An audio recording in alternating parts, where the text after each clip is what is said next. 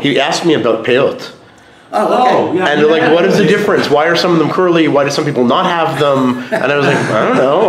Let's ask them. I have many questions why that one came out. One of the things you're going to see, especially in these neighborhoods, you're going to see all sorts of different uniforms that you've maybe never seen before. Yes. And each one, primarily Hasidim, and there are many, many groups of Hasidim, mainly connected to their point of origin in Europe, and they have different types of things. One thing, though, that is distinctively Jerusalem is you'll see, especially if you're around here for Shabbat, you'll see gold and striped kaftans.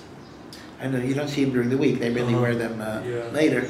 That's a distinctive Jerusalem dress that was really borrowed from the Turks. A lot of these Jewish uniforms are really, throwbacks to the way the Turkish nobility dressed during the Ottoman Empire and the like. But now it's become a Jewish thing. The Jews are the last people that are doing it. But wasn't it, not to poke at you, but the way you're dressed is the way Poles dressed 300, 400 years ago. Well, not the way I dress, but I'm not wearing I'm just wearing a regular dark suit. But yeah, the people who wear the long coats, that might be similar.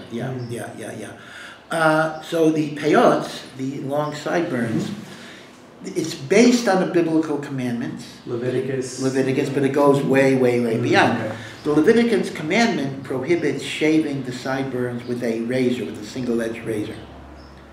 Right? You don't use a razor. It says, thou shalt not level the sides of the head, and the like. But through the influence of Kabbalah, which is the mystical teachings, there was a notion, it's hard to explain it rationally, that somehow the hairs are like a conduit, like a wire that connects you with divine wisdom. So you don't want to cut the reception. So according to so many Hasidim have this concept, they will not touch the side locks, because again, the side locks, the sideburns, are what connect the brain, the mental and spiritual part of me, to my physical functions.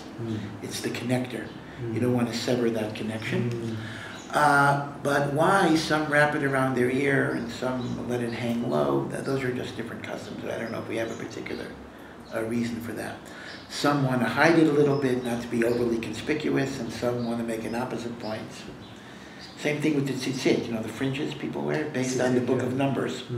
So some people, like myself, tuck them in my pants, and others have real long tzitzit that literally drag all the way to the floor. Right, if you see, hanging down. And again, the question is your orientation to be inconspicuous religiously? In other words, my religion is private, or do you want to be as showy and ostentatious as you can to show your pride in your religion? So, And what is the symbolism of the different strokes of the tzitzit?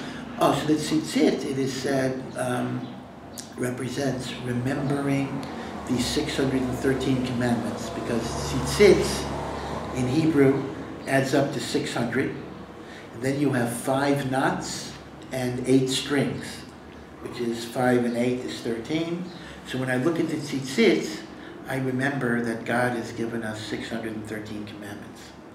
Now, originally, the tzitzit is also supposed to have a blue thread, and some do it even today. Most say we don't have the source of that blue dye. And our sages tell us the blue thread is an additional reminder, because blue reminds you of the ocean, and the ocean reminds you of the sky, and the sky reminds you of God's sapphire throne. So when I look at the tzitzit, I think of God's heavenly throne, and that gives me the commitment and the discipline to keep living my life in accordance with God's law. Does that translate into the blue of the flag as well? Is it the same? Well, it actually is true. Now, again, the Israeli flag is not a religious symbol per se; it's a political symbol. But yes, well, the talit as well. With the talit, right? Whoever designed the Israeli flag chose the blue and the white, because that does correspond with tzitzit, and I think there's a lot of symbolism in blue and white, because blue, as I indicated, is connected to the sky, the heaven, but the white reminds us of what we haven't achieved yet, meaning to say, a person has to know that they've never made it. There's always more to do, more to accomplish. You don't rest on your laurels. You don't simply say, I am a holy man. It's like the old saying, life is a journey, not a destination. When a person thinks I've done it, I've made it, they are very prone to arrogance and hubris. And the white reminds me that as close as I am to God, there is still a great distance between us, that I have to keep on going, keep on working, keep on trying to accomplish, and do what I can in the world as a force for good.